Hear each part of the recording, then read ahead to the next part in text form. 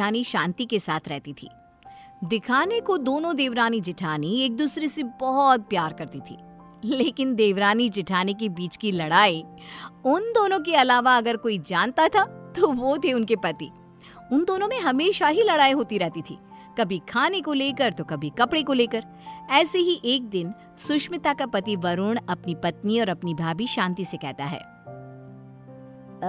सुष्मिता भाभी और भैया, मैं सोच रहा था कि इस घर में एक नौकर रख लेते हैं, क्योंकि इस बड़े से घर में मेरी भाभी माँ और मेरी प्यारी पत्नी के अलावा और कोई नहीं रहता। इस घर की सफाई करने में इन दोनों का कितना समय बीत जाता है, ये हमारे लिए खाना कैसे बना पाएंगी। तो मैं सोच रहा हूँ कि इस घर में एक नौकर को ले आता हूँ। वरुण, आइडिया बुरा नहीं है, लेकिन इन दोनों का झगड़ा देखकर मुझे लगता है कि हमें 2 नौकर रखने चाहिए। भैया, इतना बजट कहाँ है कि हम 2 नौकर रख सके। अरे आजकल नौकर कितने महंगे हो गए हैं। ये बात तो है। ठीक है, फिर 1 नौकर रख लेते हैं। हाँ, इस घर में नौकर ले आओ, लेकिन 1 नहीं 2, क्योंकि जो नौकर मेरा काम करेगा, मैं नहीं चाहती कि वही नौकर मेरी जेठानी का भी नौकर बनकर रहे।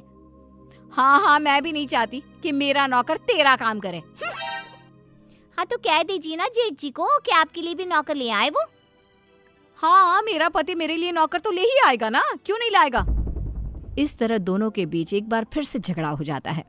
ये देख वरुण और विक्रम उन दोनों की लड़ाई में ना पड़ते हुए अपने अपने काम पर निकल जाते हैं, और काम पर जाते जाते दोनों भाई आपस में एक दूसरे से बात करते हैं।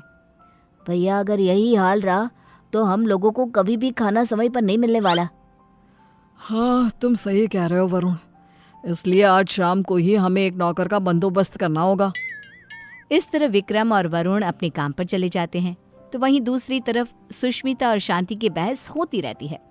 वो दोनों अपनी बहस में इतनी मगन हो जाती हैं कि उन दोनों को पता ही नहीं चलता कि कब समय बीत चुका है।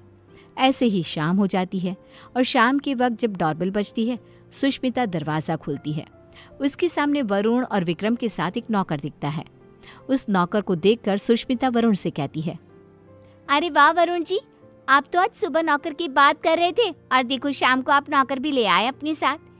पति हो तो ऐसा, वरना ना हो। सुष्मिता की बातें सुनकर शांति का गुस्सा 7वें आसमान पर पहुंच जाता है, जिसके बाद वो अपने पति के ऊपर चिल्लाते हुए कहती है, अजी आप क्यों नहीं लेकर आए? आपको दिखाई नहीं देता मैं कितनी थक जाती हूँ? अरे भाग्यवान, इस नौकर को मैं और वरुण हम दोनों ही लाए हैं। श्याम लाल किसी एक की चाकरी नहीं करेगा, बल्कि वो पूरे घर की सेवा करेगा। हाँ भैया, बिल्कुल ठीक कह रहे हैं। श्यामलाल, किचन ऊपर है, जाकर खाना बना दो। ठीक है साहब। श्यामलाल किचन में जा ही रहा था कि तभी शांति उसे रोकते हुए कहती है, अरे श्यामलाल, पहले तुम मेरा और विक्रम जी का खाना बना देना। इन दोनों को क्या है, इन दोनों का आराम से बनाते रहना, क्योंकि ये लेट नाइट्स होते हैं। ठीक है मैम साहब। अरे ऐसे कैसे? श्यामलाल, पहले तुम मेरा खाना बनाओगे। बेचारा श्यामलाल उन दोनों की बात में फंस जाता है। वो सर पर हाथ रखकर बैठ जाता है, क्योंकि उसे समझ में ही नहीं आ रहा था कि पहले किसका खाना बनाया जाए। ये देख अब विक्रम श्यामलाल का समय फिक्स कर देता है, और अपने समय अनुसार श्यामलाल अपना काम करता है। कुछ दिन तो घर में शांति का माहौल बना रहता है, लेकिन एक दिन श्यामलाल कपड़े धोने के लिए सुष्मिता के पास जाता है और उसे कहता है, बेन साहब, कपड़े धोने के लिए हैं तो आप मुझे दे दीजिए, मैं अभी आपकी कपड़े धो देता हूँ। उसकी बात सुनकर शांति आती है और उसके ऊपर चिल्लाते हुए कहती है, श्यामलाल, तुम पहले मेरे कपड़े धोगे। अगर तुमने मेरे कपड़े नहीं धोए तो मैं तुम्हें नौकरी से निकाल दूंगी। जी, नाम तो आपका शांति है, लेकिन आपके अंदर ना शांति नहीं है बिल्कुल भी। अरे इस समय वो मेरे कपड़े धोएगा। हाँ, श्यामलाल उन दोनों की बातें सुनकर फिर से एक बार फंस जाता है। दुखी होते हुए कहता है, मैम साहब, आप दोनों ही मुझे अपने कपड़े दे दीजिए, मैं एक साथ कपड़े धो दूंगा। नहीं, हमारे कपड़े एक साथ नहीं धुलेंगे। नहीं, हमारे कपड़े एक साथ नहीं धुलेंगे। उनकी बात सुनकर श्यामलाल बेचारा एक बार फिर कंफ्यूज हो जाता है और वहां से मुंह लटकाए नीचे किचन में जाकर काम करने लगता है। ऐसे ही समय बीतने लगता है, और एक दिन श्यामलाल शांति के कमरे में कुर्सी पर खड़ा होकर पंखे को रगड़ रगड़ के साफ कर रहा था। ये देख सुष्मिता नौकर के ऊपर चिल्लाते हुए कहती है, श्यामलाल, तुमने आज तक इस तरह से मेरे कमरे की सफाई तो नहीं करी। अरे ऐसी कौन सी मेहरबानी करी है जेठानी जी, जो तुम उनके कमरे की इतने अच्छे से सफाई कर रहे हो। श्यामलाल कुछ बोलता तभी शांति आ जाती है और सुष्मिता को जवाब देते हुए कहती है, देवरानी जी, आप कुछ नहीं बोल सकती क्योंकि अभी आपके कमरे की सफाई का समय नहीं आया है, तो आप मेरे कमरे में आकर अपना लेक्चर मत दो श्यामलाल को। सुष्मिता मुंह बनाते हुए वहां से अपने कमरे में चली जाती है। कुछ समय बाद श्यामलाल सुष्मिता के कमरे की सफाई करने आता है। सुष्मिता श्यामलाल से अपने दरवाजे को भी घिसवाती है और अपने शीशे को भी चमकवाती है।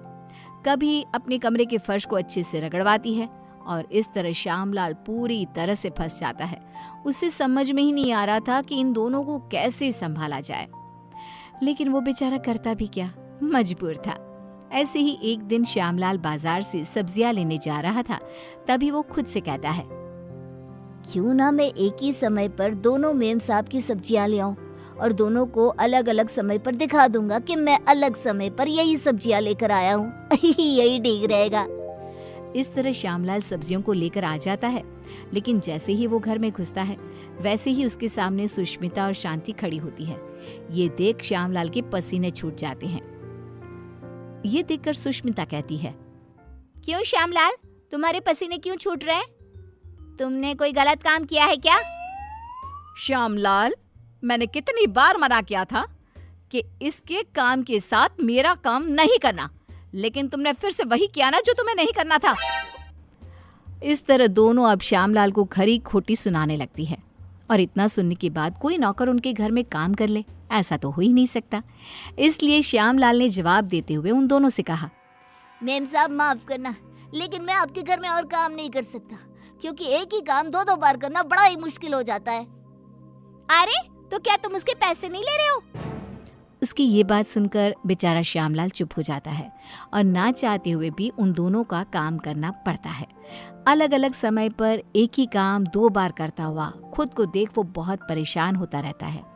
परेशान होकर विक्रम और वरुण के पास जाता है और कहता है, साहब मैं और काम नहीं कर सकता, यहाँ एक ही काम 2 बार करना पड़ता है।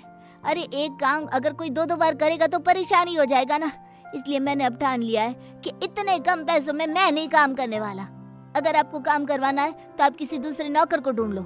मैं तो यही सलाह देना चाहूंगा कि आप दोनों अपनी अपनी पत्नियों के लिए अलग अलग नौकर रखना, वरना उस बेचारे का भी मेरे जैसा ही हाल हो जाएगा।